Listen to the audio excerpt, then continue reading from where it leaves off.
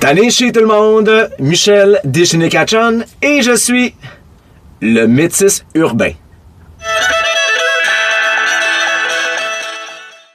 Allô tout le monde, bienvenue au balado Le Métis urbain. Merci d'être à l'écoute sur ma chaîne actuellement. Aujourd'hui, gros sujet, méga sujet, j'avais dit que j'en parlerais et c'est ce que je vais faire aujourd'hui parce que le sujet en fait c'est qui sont les métis du Canada. Le problème, la controverse, c'est pas de savoir qui est métis du Canada, c'est là ce qu'on dit qui ne sont pas les métis. Oui, une grosse controverse dans le Canada par rapport aux gens qui sont métis et des personnes qui ont du sang autochtone quelque part, mais il y a une différence à distinguer puis ça fait de la chicane, OK? En passant, je m'appelle Michel et puis j'ai décidé de créer un balado qui s'appelle Le Métis urbain parce que je suis moi-même, je suis citoyen de la communauté métisse de la Rivière-Rouge qui se situe au Manitoba et ce, même si j'habite le Québec. J'expliquerai un petit peu plus tard pourquoi, mais bon, j'ai décidé de créer le balado en fait pour laisser un petit leg à ceux qui sont intéressés à l'histoire des métis. J'espère que mes enfants, mes petits-enfants en feront partie. Laisser une certaine trace là, parce que j'en parle souvent dans les soupers de famille et je me dis qu'un jour je serai plus là, puis en même temps, ben, ça intéresse sans doute d'autres personnes à savoir l'histoire des communautés métisses à travers le Canada. Alors, en passant, si jamais l'histoire des métis t'intéresse, ben, je t'invite à t'abonner à ma chaîne actuellement. Donc, la controverse à cette heure. La controverse, en fait, chez les métis et les non-métis. Je vais me faire pitcher des tomates, là. Comment je peux t'expliquer? En fait, à la base, les métis du Canada, ils ont été... sont nés, en fait, d'union entre Européens et Premières Nations à l'époque de la traite des fourrures. OK? Là, on recule il y a quelques centaines d'années. Et souvent, ben pas souvent, mais... le père, qui était soit d'origine française, donc canadien-français, ou d'origine, là, je suis canadien-français, mais ça pouvait arriver qu'il arrive directement de la France, mais habituellement, il était né dans le coin de la Naudière, là, dans ce coin-là. Mais il pouvait également venir de l'Écosse. Comme moi, par exemple, dans mes racines, j'ai des gens qui viennent de l'Écosse, j'ai des gens qui viennent de la France, comme la plupart des Québécois, comme la plupart des Canadiens. Et j'ai également des Premières Nations, du Cri puis l'Ojibwe. On va y revenir un petit peu plus tard. Mais bref, ces enfants-là sont nés de la traite des fourrures. Les métis sont nés de la traite des fourrures. Donc, ces gens-là ne sont pas... à l'époque, ne se considéraient pas comme étant des Premières Nations, hein, parce que leur mère faisait partie des Premières Nations, leur père était blanc. Ils se considéraient une nation qui leur est propre, c'est-à-dire la nation métisse. Où ces gens-là se distinguent par rapport à... Puis là, je dis ces gens-là, mais je vais m'inclure aujourd'hui aussi là, au niveau contemporain. C'est-à-dire que, oui, on peut avoir un ancêtre autochtone dans notre arbre généalogique, mais pour être métis, c'est plus collectif. C'est-à-dire qu'on doit venir d'une certaine d'une collectivité. Hein? On vient d'une communauté. Et puis, dans ce cas-ci, moi, par exemple, je viens de la communauté de la Rivière-Rouge, donc c'est l'Ouest canadien, l'Alberta, Saskatchewan, Manitoba. Il y a un petit peu aussi, faut pas oublier, il y a l'Ontario aussi qui en fait partie, et la Colombie-Britannique également. En fait, tout ce qui touche la traite des fourrures de l'époque. OK? Donc, toute cette grande famille-là, à un moment donné, ça a fait des petits ensemble, et ça a développé leur propre culture. C'est-à-dire que, par exemple, la première culture, je pourrais parler la langue. Hein? Les Métis parlaient le Michif, né d'une mère des Premières Nations et d'un père canadien-français ou écossais. Ben là, souvent, ils parlaient le Michif. C'est un mélange de ces langues-là avec une grammaire, une syntaxe. C'est-à-dire que les verbes étaient souvent en langue autochtone et les noms étaient en français. Donc, puis ils se parlaient comme ça. Ça peut ressembler un peu à un créole, là. Donc, ça, c'est un volet de la culture métisse. Ensuite de ça, qu'on ne retrouve pas ailleurs. En tout cas, ça n'a pas été démontré, je crois, que ça se fait ailleurs. Je vais en parler un petit peu tantôt, là, parce que il y a eu des histoires à la cour, puis tout ça, puis ça a tout échoué, mais... Donc, ouais, je bois, vous allez peut-être m'entendre zapper un petit peu, là. Je bois un thé vert, gingembre et curcuma, là, donc c'est mieux pour la voix. Alors, c'est ça, au niveau de la culture, donc la langue faisait partie, puis c'est reconnu, là, mondialement, la langue Michif. Okay? Il y a à peu près 500 personnes qui le parlent encore aujourd'hui, entre le Canada puis les États-Unis. Parce que tantôt, oui, je parlais des régions de l'Ouest, mais il y a également le nord, le nord-est, le nord-ouest des États-Unis, c'est-à-dire que... ouais, le nord, ouais. C'est-à-dire que le Dakota, par exemple, hein, moi, j'ai des ancêtres, par exemple, qui voyageaient beaucoup, on va en parler dans un autre épisode, qui voyageaient beaucoup entre, mettons, la Rivière-Rouge, Saint-Boniface, ou Winnipeg, cette région-là qu'on appelle la Rivière-Rouge, et ils descendaient vers le sud, qui est au nord des États-Unis, parce qu'à l'époque, il n'y avait pas de frontière au début, donc ils se rendaient jusqu'à la Pembina, qui était un autre poste de traite. Et c'est un lieu aussi, je crois, qui faisait beaucoup de chasse au bison. Je vais en parler un petit peu plus parce que j'ai des ancêtres spécifiquement qui se sont promenés là-bas là, avec la grande famille des Sauteux, des Premières Nations Sauteux. Puis des gens quand même assez connus, là, des personnages connus, des chefs Sauteux qui ont été quand même connus, mais j'en parlerai dans un autre épisode parce que je pense que juste à ça va prendre un épisode. Des fois, je parle vite, on dirait que... Des fois. Je parle tout le temps vite. C'est que je suis tellement passionné, j'aime tellement ça en parler, puis dans la vraie vie, je suis comme ça, c'est que je veux tellement dire d'affaires que des fois, je m'en perds dans mes idées, mais inquiétez-vous pas, j'ai plein d'épisodes qui s'en viennent. Si j'oublie des trucs, je vais y revenir. Donc, au niveau de la culture, je t'ai rendu loin, là. Également, qu'est-ce qu'on peut dire au niveau de la culture? Ah oui, les arts. Par exemple, il y avait leur style qui arrivait de l'Écosse, de l'Irlande aussi, même on entend la jig, la fameuse jig de la Rivière-Rouge, entre autres. C'était des violonneux à l'époque. Donc, ils ont mélangé la danse de la jig qui arrivait de l'Écosse, puis ils l'ont mélangé les pas de danse traditionnels de la jig avec des pas de danse traditionnels des Premières Nations. Donc, c'est vraiment une danse unique à eux. Fait qu'il y a beaucoup de gens dans les familles métisses qui sont violonneux. Comme moi, de mon côté, ça l'a arrêté à l'oncle à ma mère. Ça l'a arrêté là, la musique. Ça n'allait pas continuer après dans la famille plus loin que ça. Ça va jusqu'à l'oncle à ma mère. Donc, la musique, la danse fait partie de la culture métisse. Les arts, ils étaient nommés à l'époque, les métis, le peuple aux fleurs perlées. Ouais, parce que les autres, dans le fond, leurs vêtements, bien entendu, tu sais, ils vivaient dans le bois ou vivaient en communauté, ils se promenaient beaucoup, ils étaient semi-nomades, puis ils portaient beaucoup de vêtements, mettons, avec du cuir là, d'animal, là. Et puis il y avait des robes aussi, il y avait des tissus, tout ça. Fait qu'ils ont comme mélangé l'ornement, là, puis la décoration de leur robe, de leurs vêtements, juste leur robe là, depuis tantôt, mais leurs vêtements, les chemises des hommes, les robes des femmes, les mitaines, quand les gars allaient à la chasse, je vais en parler après. Ils étaient reconnus parce que les autres, ils prenaient les perles qui arrivaient de l'Europe, puis ils faisaient ils décoraient les vêtements avec ça. Donc, c'est vraiment particulier. Donc, c'est pour ça qu'il était vraiment de flower people, je sais pas trop quoi. Mais bref, il était reconnu pour ça. Tellement que c'est tellement important pour eux. En fait, il y a déjà eu une époque que chaque fois que les gens avec les perles faisaient, pareil, là je vais parler de la version que je connais, là, mais chaque fois que les gens, mettons, faisaient une paire de mitaines pour les hommes, parce que les hommes, ils allaient à la chasse, comme moi, mes ancêtres, je chassais le bison.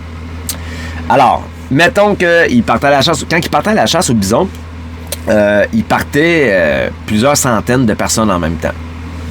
Puis ça s'est déjà vu au-dessus de 1000 à un moment donné, quand le bison se faisait plus rare. Là, il allait en territoire des Dakotas, si je me trompe pas. Puis il fallait qu'ils se protègent, donc il allait plus nombreux. Mais bref, pour savoir qui avait tué ce bison-là qui est étendu par terre, ben l'homme, le chasseur, ben, déposait son gant à côté de la bête. Comme ça, ben, sur son gant, mais sa mitaine, et sur sa mitaine, dans le fond, la fleur qui était là, ben, représentait sa famille. Fait qu'il savait qui avait cousu ça, tu sais. Fait qu'il savait exactement qui avait tué ce bison-là. Parce que le chasseur, il a laissé son gant là. Puis ça, même si la viande était partagée, là, tout était partagé, là, donc, dans l'esprit des Métis, on partage en communauté la nourriture. On laisse personne crever de faim. Donc, c'était vraiment artisanal et c'est ça, ça fait partie de la culture. Donc, il n'y a pas ça ailleurs, tu sais. Il n'y a pas ça dans... C'est pour ça que les Métis de l'Ouest, ils ont une reconnaissance gouvernementale et pas les Métis de l'Est. Puis là où ça blesse, où ce que ça fait souvent du chial, c'est parce que les Métis de l'Ouest, ils ont leur propre histoire, tu sais. Ils se sont autoproclamés une nation en 1815 à peu près, 1816. 1816 avec la bataille des Sept Chênes, la bataille de la Grenouillère, entre autres. C'est là que Cuthbert Grant Jr. il a dit « Nous sommes un peuple, nous sommes une nation », parce que, en fait, c'est la compagnie de la baie du Thon à l'époque qui voulait empêcher, parce que à l'époque, là, avant que le Canada soit ce qu'on a aujourd'hui, au début du Canada, ben, la compagnie de la baie du Thon avait des terres, puis c'était comme le gouvernement, c'était quasiment la compagnie de la baie du Thon, OK? Alors, il avait le droit de tout faire. Parce que c'est une grosse business et il pouvait passer par-dessus bien des affaires. Il faisait la loi. Il y avait le garde, il y avait tout. Et les Métis, dont mes ancêtres, ils faisaient non seulement la traite des fourrures, mais la traite du pimmican, qui est une genre de bartende énergétique de l'époque. Puis, si t'avais pas ça, tu pouvais pas passer au travail l'hiver, tu sais. Fait que on n'avait pas les garde-manger qu'on a aujourd'hui puis les congélateurs qu'on a aujourd'hui. Alors, les voyageurs, ceux qui s'occupaient de la traite, ils pouvaient pas passer un hiver sans avoir ce pimmican-là. Et comme il y avait une concurrence entre la compagnie du Nord-Ouest, qui était un petit peu plus jeune dans le fond, qui est arrivée après la compagnie de la baie du Thon, ben, mes ancêtres, moi, Cuthbert, c'est comme je le dis dans une épisode précédente, mon ancêtre Cuthbert Grant Senior, ben, il travaillait pour la compagnie du Nord-Ouest. Et il y a eu un fils. Il y a eu des fils, des filles, tout ça. Et mon ancêtre, c'est Marguerite, la sœur de Cuthbert Grant Jr. Et c'est ça. Lui, c'était le chef des Métis qui travaillait pour la compagnie du Nord-Ouest. Et à un moment donné, la compagnie de la baie du Thon a décidé que les Métis n'avaient plus le droit de vendre de pimmican. Alors là, les Métis, ben, c'était un facteur économique pour eux autres. Là, ils gagnaient leur vie avec ça. Là. Parce qu'ils faisaient de l'argent. Là. Il n'y avait pas de bénévolat. Là. Eux autres, quand ils partaient, là, il y avait une brigade qui s'en allait à la chasse. D'ailleurs, les brigades qui étaient très bien organisées, là, c'était point de vue militaire tellement que c'était bien organisé lorsqu'ils partaient à la chasse. Okay? Il y avait des capitaines, etc. Et tout ce monde-là, il fallait que ça se paye. Puis il y a une économie, tout le monde travaille. Et la compagnie de la baie du Thon a fait la gaffe. La compagnie de la baie du Thon a fait la gaffe de dire que non, vous avez plus le droit de vendre de pimmican parce qu'ils voulaient, dans le fond, qu'ils crèvent de faim. Puis ils voulaient tuer la concurrence. Alors là, Cuthbert Grant, lui, il s'est dit non. Il y a eu la bataille de la Grenouillère. Les Métis ont gagné. Puis là, ben, finalement, ils ont arrêté. Ils ne pouvaient pas les empêcher, là. Mais bref, pour résumer ça, c'est sûr qu'à un moment donné, la compagnie de la baie du Thon et du Nord-Ouest se sont unis parce qu'il y avait trop de morts entre eux autres. Les deux perdaient trop de monde parce qu'ils s'entretuaient. Puis quand se sont unis, ben Cuthbert Grant, ben ils l'ont placé là, dans un poste de shérif et d'autres. Mais bref, je reviendrai parce que... Alors, je reviens aux Métis. Et je parle du coq à l'âne, hein? Mais ça, c'est pas grave. Ça, c'est moi. Mais oui, je suis comme ça. Je m'assume. Comme je disais, j'en ai tellement à dire. pourquoi j'en ai tellement à dire? Ben, juste parce que dans les écoles, on n'apprend pas tant ça. Moi, mes enfants, là, dans leur cours d'histoire, là, ils n'ont pas appris ça. T'sais, c'est moi qui leur apprends ça. Parce que c'est très limité. Puis c'est ça, au Québec, on connaît moins l'histoire des Métis de l'Ouest. C'est pour ça qu'au Québec, et même en Ontario, il y a des gens qui s'autoproclament métis, alors que non. Pourquoi? Parce que à un moment donné, il y a eu deux éléments, en fait, qui ont donné espoir aux gens qui étaient peut-être métis. Il y a une mauvaise connaissance aussi, mais à l'époque, le gouvernement du Manitoba et le gouvernement du Canada, ils ont pris des ententes avec les Métis pour leur terre, puis ils leur ont permis de garder leur mode de vie. OK? Et, c'est comme moi, je vais en parler une autre fois, mais c'est comme moi, certains de mes ancêtres ont reçu des scripts. OK? Les Premières Nations, ils allaient ce qu'on appelait dans une réserve, dans l'Ouest canadien. Et les Métis, ils recevaient un certificat qui leur donnait soit de l'argent, ben ils pouvaient l'échanger contre de l'argent, mais c'était des acres de terre. Et ce que je veux dire, c'est le gouvernement, ça a été long avant qui honore sa parole. OK? Fait que là, à un moment donné, il se lançait à la balle. C'est non, s'il arrivait quoi? Ben non, c'est le fédéral qui s'en occupe. Non, c'est le provincial. Non, c'est le fédéral.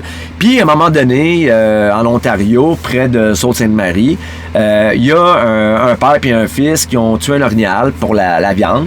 Puis, au lieu de mettre une étiquette, c'est des chasseurs qui écoutent, au lieu de mettre une étiquette comme de quoi que, OK, voilà mon permis de chasse à l'orignal, ben, eux autres, ils ont juste mis un papier comme de quoi que c'était de la viande pour l'hiver. Évidemment, les gardes-chasse les ont pris, ils les ont envoyés en cours, etc. Puis la Cour suprême a statué qu'il y avait le droit parce que, selon l'article 35 de la Constitution canadienne, on a le droit de pêcher, chasser, cueillir, etc. Et là, ça a fait comme exploser là, les demandes de métis parce qu'ils ont dit « Ah, OK, on a des droits finalement, puis tout ça. » Il y avait déjà des communautés métisses existantes, comme la communauté métisse de la Rivière-Rouge. Tu sais, moi, j'appartiens à la Fédération métisse du Manitoba, donc je suis officiellement reconnu comme étant un métis de la Rivière-Rouge.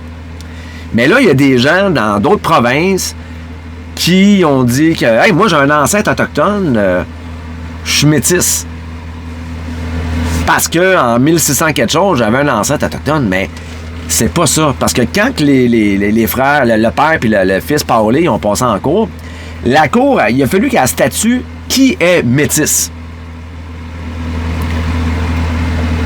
Fait que là, la règle, c'est il faut appartenir à une communauté métisse historique.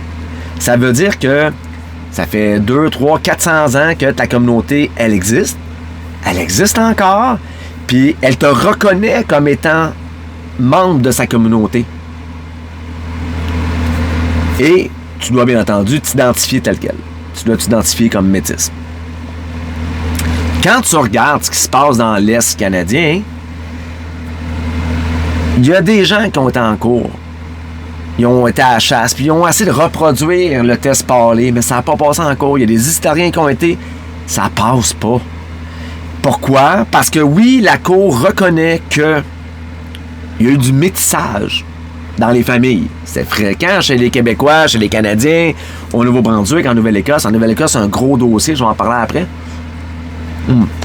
Mais si, par exemple, on regarde au Québec, dans le coin du lac Saint-Jean, la seigneurie de Mingan, si je ne me trompe pas, ben eux autres, c'est ça, je pense que c'est l'affaire Cordeau. Corrigez-moi, là. Si vous le savez, écrivez-le. Si quelqu'un le sait, écrivez-le dans les commentaires.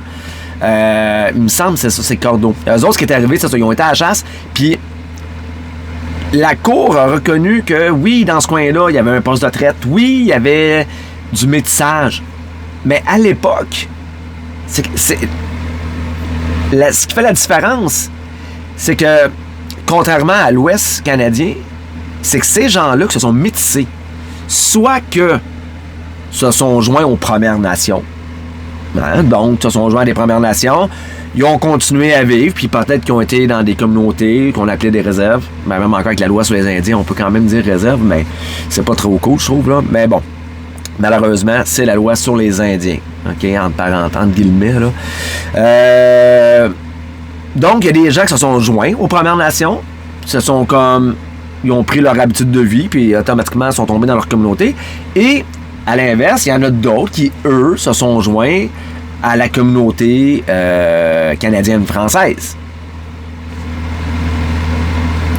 Fait qu'ils n'ont pas créé leur propre culture.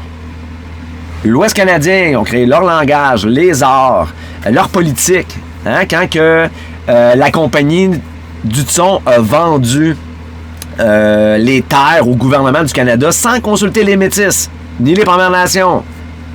Mais là, les Métis, ils étaient établis sur le bord de la Rivière-Rouge, puis là, le gouvernement, il a dit « Ah, tassez-vous là, on envoie un arpenteur. » Ben, les Métis sur Manitoba, avec Louis Riel, Gabriel Dumont, ils ont créé un gouvernement provisoire qui ont négocié une entente avec le gouvernement. Ils disent « Hey, on est là, on existe, on a une religion, on a une langue, on a des traditions. On veut garder ça, puis on veut garder notre lopin de terre. Donnez-nous quelque chose, un petit terrain, quelque chose. » Je romance un peu, mais c'est ça. Dans l'Est, ils n'ont pas été capables de prouver ça. C'est pour ça que je comprends pas. Il y a des associations au Québec, Nouvelle-Écosse, Nouveau-Brunswick, etc. Sachant l'affaire Paulé, que ça prend les 3 conditions. Et si tu veux avoir une carte de métis de cette association-là, ils reçoivent des fonds de quelque part, là, je reviens dans pas long. Là. Mais pour être capable de faire partie de leur association, tu montes ton arbre généalogique, tu prouves que tu as un ancêtre autochtone qui arrive des Premières Nations, par exemple. Et tu as une carte de métis. Mais comment tu peux recevoir une carte de métis d'une quelconque association si tu ne respectes pas les règles que le gouvernement a établies, la Cour suprême a établie, appartenir à une communauté historique? C'est pas parce que tu as un ancêtre autochtone. Tu sais, il y en a plusieurs Québécois puis de gens du Nouveau-Brunswick qui ont un ancêtre. C'est correct, là. Mais ça fait pas de toi un métis. C'est plate ce que je vais dire. Mais, tu sais, tu fais pas partie non plus des Premières Nations. Puis eux, ils reçoivent de l'argent. Les associations, ils reçoivent de l'argent, dans le fond, du Congrès des peuples autochtones. Le Congrès des peuples autochtones, ils ont eu sa raison d'être, là, puis c'est correct, là. Eux autres sont là, dans le fond, pour protéger les droits des Métis et des Indiens, en parenthèse, non inscrits, hors réserve, sans statut. Quelque chose comme ça.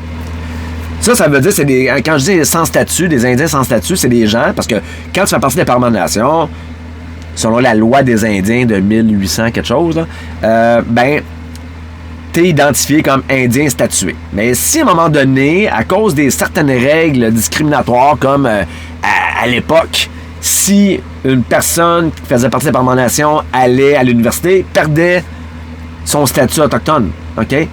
Si une femme se mariait avec si une femme autochtone, une Première Nation, c'est arrivé d'ailleurs à l'amie à ma mère qui fait partie, elle est Wendat, avant 82 ou 82-85. Corrigez-moi, là, peut-être 1982, je pense que c'est là que finalement ils ont retrouvé leurs droits.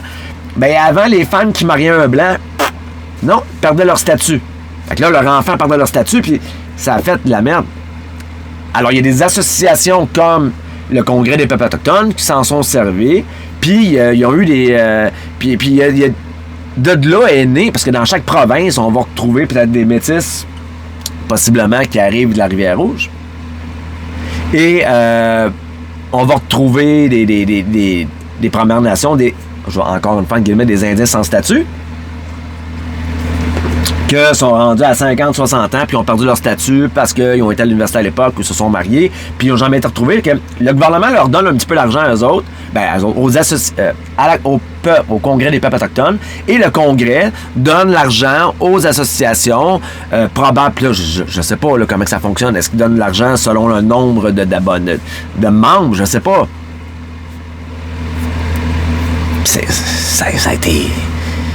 Je comprends que ça a été valide à un certain moment donné, d'aider. Mais là, l'affaire qui est arrivée, c'est que il y a eu comme dans les années 2000, là, tout le monde se disait, quand l'histoire, l'affaire parlait, c'est finalement, c'était reconnu, ben là, tout le monde disait, hey, moi, je suis métis, j'ai du sang indien, là, blablabla, puis, tu sais, ça rentre pas dans l'affaire, ça rentre pas, tu sais. Ensuite de ça, tu sais, si le gouvernement, si les métis de l'Ouest sont reconnus, c'est parce qu'il y a eu une négociation, ils ont eu, tu sais, il y a eu des drames, là, tu sais, dans l'Ouest canadien, là. Tu sais, quand que, même après négociation, là, tu sais, les métis là-bas, là, se sont fait juger, maltraités, puis, tu sais, oui, il y en a certains qui ont eu des terres, les autres se sont fait fourrer ben raide parce que il y a des gens qui arrivaient, il y en a bien qui savaient pas lire. Fait que se sont fait avoir comme ça se peut pas.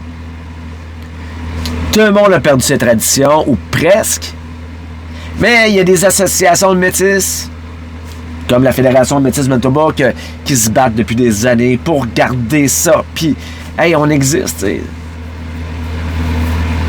sais. Moi, ça fait juste 100 ans là, que mon arrière-grand-père, lui, ben, il avait fait une dame, ben non, même. Sa fille, 1906, je pense, elle a reçu finalement son bout de terrain, 1906. Fait que ça fait pas longtemps, là. Hein? Donc, c'est pour ça qu'il y a des ententes avec les métis.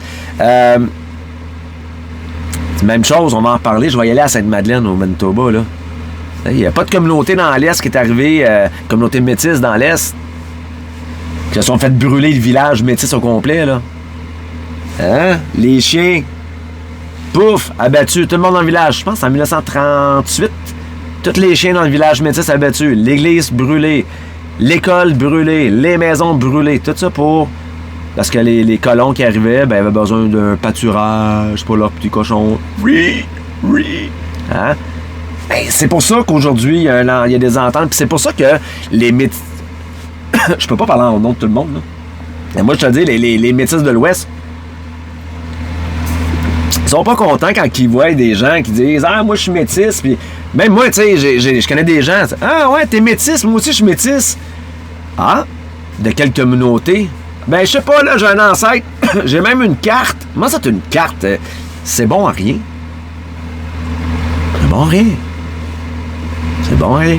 Fait que, tu sais, puis encore là, j'ai un ancêtre autochtone, puis là, pis, encore là, tu sais, il y a beaucoup de gens, puis il y en a qui veulent pas mal faire, là. Ah, je m'excuse, j'entends depuis tantôt du bruit, c'est ma chaufferette. Ah, peut-être mieux m'entendre de même, hein? Depuis tout à l'heure, je parle, puis j'ai un bruit de fond, là. Parce que je suis dans ma vanne, et parce que c'est avec ma vanne que je m'en vais dans l'Ouest, je m'en vais jusqu'à Vancouver cet été. Sur la route de mes ancêtres, puis j'ai mieux filmer ici parce qu'elle est très bien isolée, puis je me rendais pas compte du bruit qu'il y avait. Je m'excuse. Je pourrais recommencer, mais j'étais trop dedans, là. Ah ouais, j'aime ça en parler. Mais c'est ça, je dis, puis c'est ça. Faites attention aussi s'il y a des gens qui découvrent qu'il y a un ancêtre autochtone. Allez pas vous rendre dans une communauté autochtone pour...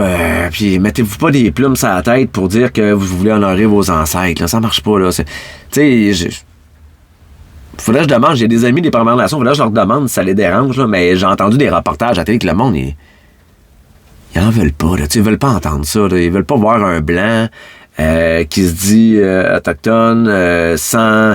parce qu'il y a un ancêtre quelque part, tu sais. En fait, c'est pas... Tu sais, je comprends, il y en a qui veulent honorer leur famille, leurs ancêtres. Je comprends, là. Mais je dis, moi, personnellement, ça me touche pas, là, tu sais. J'appartiens à la communauté métisse. Mais je vous dis, ils n'aiment pas ça, tu sais. Puis, je sais que, mettons, en Nouvelle-Écosse, il y a beaucoup de gens aussi, tu sais, il y a une association de métis là-bas qui... Je vais y aller l'année prochaine. Dans un an, je vais aller voir. Parce qu'ils ont été en cours aux autres aussi pour se faire reconnaître comme étant partie d'une communauté métisse. Parce qu'il y aurait peut-être des villages mais la cour, je pense ils n'ont pas réussi à faire la preuve comme de quoi qu'ils ont continué leur activité puis que c'était vraiment une communauté métisse. Il y avait des villages qui étaient plus métissés que d'autres, je pense. Mais encore là, je veux pas trop m'avancer. Je vais attendre l'année prochaine. Je vais y aller en Nouvelle-Écosse dans un an, là, je vais y aller. Je vais aller voir. Je vais demander aux gens là-bas. Qu'est-ce qu'ils en pensent? Mais j'avais vu un reportage sur le réseau autochtone à APTN, à la télévision APTN, si vous connaissez. Je suis tombé là-dessus. Vous pouvez aller voir là, sur YouTube, là, c'est accessible. Là.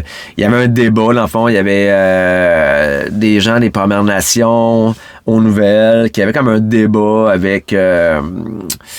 c'était un chef d'une communauté métisse au Nouvelle-Écosse, là, puis ils sont pas contents, là, les Premières Nations. Là. Ils sont pas contents parce que c'est sûr que, tu sais... Là, il y a je vous parlerai pas qu'il y a un enjeu financier dans tout, là. Tu sais, les Premières Nations se sont fait offrir, à l'époque, il y a très, très longtemps, un montant d'argent en échange de leur terre, qui est le Canada. Puis, avec des droits d'accès à la chasse, à la pêche, tout ça. Okay. Ils ont des droits, puis c'est correct, ils étaient là avant les Européens, tu sais. Mais là... C'est sûr que je ne vous cacherai pas qu'il y a une enveloppe d'argent qui vient avec ça pour les soins de santé, dentaires, l'aide aux études, tout ça. Fait que si il y a des gens qui s'improvisent autochtones puis qui vont aller chercher ces fonds-là, ben ça en fait moins pour les gens qui ont vraiment souffert, tu sais. Parce qu'on se le cachera pas, les Premières Nations, ils en ont mangé une tabarslac, là.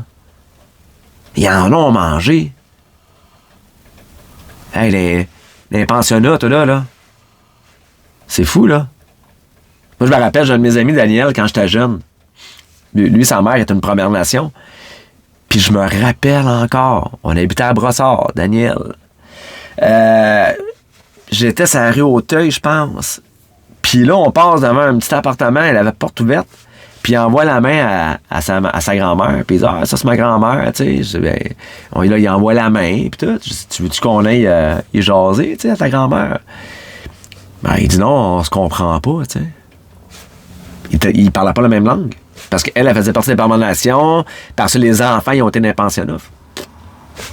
Fait qu'il y a comme une brisure au niveau de la culture, tu sais, chez les Premières Nations. Fait que on s'entend que quand le monde, il s'improvise groupe autochtone, c'est sûr, ils aiment pas ça, là. Ils aiment pas ça, tu sais. Puis c'est pareil, puis là, je vais dire l'argent, mais, tu sais, c'est pareil, là, t'as un territoire de chasse, parce qu'avant, le Canada, c'était leur territoire de chasse. Puis je vais dire le Canada, mais je vais dire l'Amérique, là. Tu sais, moi, mes ancêtres, par exemple, quand je disais tantôt, ils partaient de Rivière-Rouge, ils descendaient à Pembina, ils voyageaient, il n'y avait pas de frontières, là. Ils voyageaient comme ça, là. D'ailleurs, tu sais, je devrais y aller à Pembina quand je vais être sur le retour, quand je vais arriver proche de Winnipeg, je vais arrêter à Pembina, il y a un musée sur les Métis, parce que j'ai des ancêtres qui sont morts là, tu sais, qui sont dans le cimetière là-bas, tout, là. Parce qu'ils voyageaient, eux autres. Ils voyageaient. Il allait faire le commerce des fourrures, après ça, il allait dans les plaines chasser, puis après ça, il allait porter ça, il faisait le pimcan, il allait vendre ça, etc., etc. Mais je vais aller voir ça. Mais bref, tu sais, fait que, imagine, là, les Premières Nations, eux autres, t'arrives, là, ils ont un territoire de chasse qui est rendu 1 million plus petit que c'était, là. Puis là, il y a des Blancs qui se disent, hey, moi, je suis autochtone, j'ai le droit de chasser ici, j'ai le droit de pêcher ici. Hey, c'est parce que déjà là qu'on n'a pas de place pour pêcher puis chasser, puis le gibier est de plus en plus rare. Toi, tu vas t'improviser autochtone puis tu vas t'en venir. Aïe! Tu sais, ça marche pas, tu sais. Ça marche pas. Même moi, je suis parti de la communauté métisse de la Rivière-Rouge. Au Québec, j'ai pas le droit de chasser, pêcher sans mon permis provincial. T'sais, si je veux faire ça, c'est le seul endroit que j'ai le privilège de le faire, c'est si je vais au Manitoba. Là, j'ai accès à un territoire géré par la Fédération métisse du Manitoba, mais pas au Québec. Pourquoi? Parce que de façon communautaire, contrairement aux Premières Nations, les Métis du Canada, eux autres, c'est communautaire, donc c'est dans la région où est-ce que on a établi notre communauté. Et donc, dans mon cas, c'est dans la communauté de la Rivière-Rouge que j'ai le droit d'aller chasser, pêcher, cueillir, là, sans avoir un permis particulier de la province. Mais encore là, il faut que je sois résident là-bas. Il faudrait que je déménage là-bas parce que sinon, je pense que tous les Métis de la Rivière-Rouge qui habitent en dehors du Manitoba s'achèteraient un chalet là-bas pour aller chasser. T'sais. Ça serait quasiment ça. Puis on veut pas vider non plus le territoire. T'sais. Fait que, est-ce que j'oublie quelque chose par rapport aux Métis? Comme je vous dis, t'sais, faites attention. Il y a une différence entre appartenir à une communauté métisse, être métisse du Canada ou ou pas. Puis là, tu sais, même... j'ai même entendu des Premières Nations. Je nommerai pas qui. Mais ça me tétille. Parce que je l'entends parfois en entrevue à la télé dire ouais, moi je suis métisse.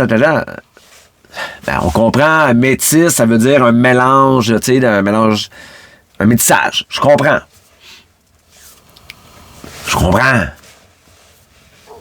Mais il n'y a pas sa carte de métis. Il fait pas partie de la communauté métisse. Alors. C'est quand même, hein? Fait que, c'est ça que je dis, tu sais, je me ferais pas d'amis parce qu'il y a tellement... Puis encore là... Je finis ça avec ça. Je vais finir avec ça. Il y a des affaires qui me tapent ses nerfs. Tu sais, j'en ai connu des gens qui avaient leur carte, là, puis... leur carte d'une association... Une carte de métis, tu sais, alors qu'ils sont pas métis, puis c'est là, on s'entend, là, c'est pas au Manitoba, là. Parce qu'au Manitoba, ils sont stricts sur les règles. Tu peux pas être membre de la communauté métisse du Manitoba, de la Rivière-Rouge, si t'appartiens pas à la communauté historique. Ils font leur recherche, puis t'as besoin d'être ça à la coche, OK? De mon côté, c'était facile. Ma grand-mère est née là. Donc, c'est quand même assez facile. Mais, ce qui me tape ses nerfs. Ce qui me fait chier. Ben, c'est parce que, tu sais, moi, je suis fier d'être métisse. Je suis fier que mes ancêtres, tu sais, ils ont travaillé fort. Tu sais, moi, mes ancêtres, là, j'en ai qui sont partis en canot d'ici. Ils se sont ramassés dans les postes de traite. Puis ils ont travaillé là-bas. Puis ils sont revenus. Puis ils sont repartis. Puis ils sont revenus. Puis ils ont eu des enfants. Tu sais, ils ont travaillé fort. Ils ont développé la culture là-bas. Mes ancêtres sont de l'identité métisse. Fait que je suis fier d'être métisse. Pas pour avoir un estique d'avantage quelconque. Je m'en fous. C'est pas ça, être métisse. C'est en dedans de toi, là. Comment tu le sens? C'est dans ton cœur, c'est dans tes tripes, dans tes veines. Je suis métisse. Mais... j'ai connu des gens de tout âge, des plus jeunes puis des plus vieux, là, OK?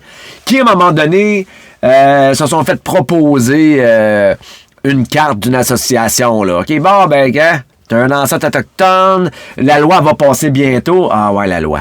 OK, je sais là, pourquoi je dis ça. La fameuse loi, l'affaire Daniels. OK, je vais y revenir après. Je peux pas finir sans ça. Alors, ouais, l'affaire Daniels, ça s'en venait. Fait que là, il y a des associations qui se sont dit... OK, hey, là, c'est le temps d'aller chercher des membres. Et il y a quelqu'un qui m'avait dit, d'un certain âge, mais là, dans notre rencontre, ils nous ont dit que si on allait chercher notre carte, là, on pourrait sauver ses taxes. Calique. La personne, c'est un aîné, c'est une personne âgée, là. J'ai fermé ma gueule, là. Mais calique. C'est pas ça, appartenir à une communauté autochtone, tu sais. C'est pas ça. Tu sais. D'autres que j'entends, ben là, ça sert à rien cette carte-là, je sauve même pas les taxes. Ouais, mais ta carte, de toute façon, est bidon. Ça sert à rien. T'as pas... Elle te donne le statut d'autochtone, crime, tu l'es pas, t'as un ancêtre, tu comprends? Je comprends pas. Fait que là, ce monde-là, ben oui, parce que ça ne cachera pas, tu vas appliquer pour un emploi, il y a un ratio, si tu rentres dans la coche, tu coches autochtone, ah ben là, il y a un ratio d'autochtone à prendre, tant mieux, tu fites dedans, tu rentres dans la case, même si t'es pas compétent, tu sais. Mais bon. Mais là, le fait qu'il y ait des gens qui reçoivent des cartes d'association, soi-disant étant autochtones, alors qu'ils ont un ancêtre, il n'y a pas un background, il n'y a pas une continuité dans le temps, là, tu sais. Ben ça enlève de la place à du monde, ça enlève des ressources à du monde, tu sais. Ça me gosse. L'affaire Daniels. Tantôt, j'ai parlé de l'affaire Parley. L'affaire Parley, je disais, ça détermine qui est métis. Mais même l'affaire Parley, quand l'affaire Parley est arrivée, il y avait quand même le gouvernement provincial, là, dans ce cas-ci, je vais parler peut-être du Manitoba, parce que, ben, et des provinces, parce que les métis sont reconnus parce qu'il y a eu des communautés métisses existantes, historiques, avant l'arrivée des Européens, avant la création du Canada. Il y en a eu en Colombie-Britannique, Alberta, Saskatchewan, Manitoba, puis une partie de l'Ontario. Donc, depuis ce temps-là, le gouvernement se lance la balle. Ah non, c'est au gouvernement provincial. Non, c'est au fédéral. Les Métis ont toujours été dans un vide juridique. C'était de la merde. Et, à un moment donné, Daniel... je me souviens plus de son prénom. Mais l'affaire Daniels, c'est un bonhomme, un gars, c'est un Métis. Lui, il venait de la Saskatchewan, si je ne me trompe pas. Né dans les années 40, je pense. Et lui, il est allé en cours pour une chose. Faire admettre au gouvernement du Canada que c'est lui qui a juridiction sur les Métis du Canada, et sur les Indiens sans statut. Que c'est lui qui doit s'en occuper. OK? Fait que là, les historiens, les avocats, ils ont sorti la Constitution, puis qu'est-ce qui s'est passé, puis donc, la Cour suprême ou la Cour supérieure, écrivez-moi dans les commentaires si vous le savez, c'est lequel, là, je suis tout le temps mélangé. Il y a peut-être un truc pour s'en rappeler, mais ça a été jusqu'en cours, parce que le gouvernement, il donne jamais rien pour rien, là. Faut tout le temps que tu te battes en cours pour avoir le quoi. Fait que là, lui, Harry Daniels, c'est ça, Harry Daniels, il s'est présenté en cours finalement. Puis le gouvernement du Canada a statué que les Indiens sans statut, c'est comme ça que c'est écrit, là, c'est pas péjoratif, là, c'est comme ça que c'est écrit là, dans le document, et les Métis sont considérés étant des Indiens, donc c'est le gouvernement fédéral qui doit s'en occuper. Mais à partir de là, tout le monde qui avait du sang autochtone quelque part pensait que, ben sûr, on est rendu aux Indiens, tu sais, qu'on va avoir une carte, on ne paiera pas de taxes, puis blablabla. Non. C'est pas ça que ça veut dire, l'affaire Daniels. Ce que ça veut dire, c'est que si un Métis ou un Indien non statué, sans statut, a une demande à faire, peu importe, il va arrêter de jouer au yo-yo puis de se faire balancer d'un bord puis de l'autre. Ben, va voir le Canada. Ben, va voir le Manitoba. Ben, non, c'est pas nous autres. Tu sais, les 12 travaux d'Astérix, la maison des fous, là, mais c'était ça avant. Mais l'affaire Daniels a dit, wow! Minute! Là, la Cour suprême a dit que c'est le gouvernement du Canada qui s'occupe des Métis. Point à la ligne. Point à la ligne. Ça donne pas plus de privilèges, là. Ça donne fuck all, là. Fait que là, ceux qui pensent que j'ai un ancêtre en 1700, fait que j'ai le droit à être nommé autochtone, ben non, c'est pas ça que ça dit. Parce que, je l'ai expliqué tantôt, Indien sans statut, ça veut dire que t'as perdu ton statut d'autochtone, peut-être parce que ta mère, elle s'est mariée avec un blanc dans le temps. Ou toi, t'as décidé de sortir de ta communauté pour aller ailleurs, puis t'as marié avec, tu sais, aller à l'université, puis t'as eu ton diplôme, puis là, t'as ton diplôme, t'es plus un Indien. C'est ça. Puis là, quand je dis Indien, là, c'est pas péjoratif, là, je vous le dis, là, c'est comme ça, c'est la loi sur les Indiens. C'est pas moi qui l'invente, là. OK? Donc, fait que c'est ça, c'était... Ça fait-tu longtemps que je parle, moi, là? Ça fait combien de temps? Je vais mettre mes lunettes, là. Ouf, 43 minutes. Ouais. 43 minutes. Je pensais faire 15 minutes, moi, là. Aïe. Ah, c'est ça qui arrive. Je m'emballe dans des idées, dans des sujets. Ouais. Je sais que je vais en choquer. Hey, je sais. Ça fait de la merde, là. Même, ça fait tellement de la merde. Il y a une Première Nation qui a emmené en cours, ou c'est la personne qui se définissait métisse. Pas trop embarquer dans les détails, j'ai pas envie d'aller en cours, là. Mais il y a une personne qui se définissait métisse puis qui mettait sur les réseaux sociaux que cette personne-là était métisse, blablabla, alors que possiblement qu'elle avait un ancêtre autochtone, peut-être, là. Mais clairement, elle n'était pas identifiée à une communauté métisse existante, une communauté métisse historique. Ah, existante. Ouais, ça, là... Existante. OK, je repars là-dessus. Ça se peut-tu?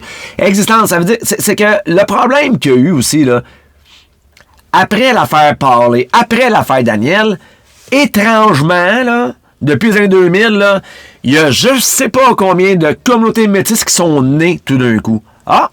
Ah, là, je vais prendre par exemple, tu sais, j'ai vu ici, une communauté métisse, genre à Beauharnois. Qu'est-ce que c'est ça? Il n'y a jamais eu ça ici, là. Tu sais, des gens qui se prétendent chefs de la nation. Voilà. Voyons, qu'est-ce que c'est ça? Aïe, aïe. On vend les cartes de membres. Hey, t'es pas chez Costco, calvaire. Ah, mon chien dort encore. Ah, ouais, mon chien il dort. Il est bien couché. Ouais, je suis dans ma vanne, puis... là, j'ai un drap sur ma vanne exprès pour les chiens, là. Et, ouais, on va se préparer tranquillement. Je peux pas partir tout de suite, mais j'ai tellement hâte, là, d'aller faire le tour. Ceci étant dit, je suis tout en mêlant entre les deux. Un autre affaire que je mêle. Donc, je vous invite à vous abonner à ma chaîne YouTube. Je vais avoir des sujets comme ça, ceux qui ont pas écouté le premier épisode, je vais avoir des sujets comme ça qui vont revenir en lien avec les Métis du Canada. Puis à travers de ça, je vais parler de certains de mes ancêtres qui vont peut-être, parce que écoute, mes ancêtres, ils en ont fait des petits, là. Fait que peut-être c'est un de tes ancêtres à toi, peut-être.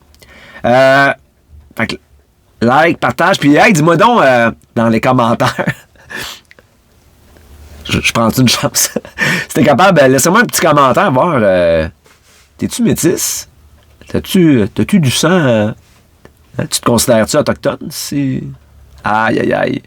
J'ouvre une porte. Ah, j'aurais peut-être pas dû. Mais c'est pas grave, je m'assume. J'aime ça, je m'amuse, là, puis je suis toujours pour le débat d'idées. Tu sais, je suis à l'aise avec la critique constructive. Donc, vous pouvez me lancer des tomates. Je suis quand même... J'ai déjà fait de l'humour sur scène, alors... aller sur scène, se faire pitcher des tomates parfois parce qu'on touche des sujets délicats, ça me dérange pas. Fait que c'est correct. Je m'assume, je m'aime comme je suis. Fait que si vous avez des questions, gênez-vous pas. Envoyez-moi un petit mot. Puis ça va me faire plaisir d'y répondre. Puis restez à l'affût parce que bientôt il va y avoir un autre épisode du Métis urbain. Salut tout le monde!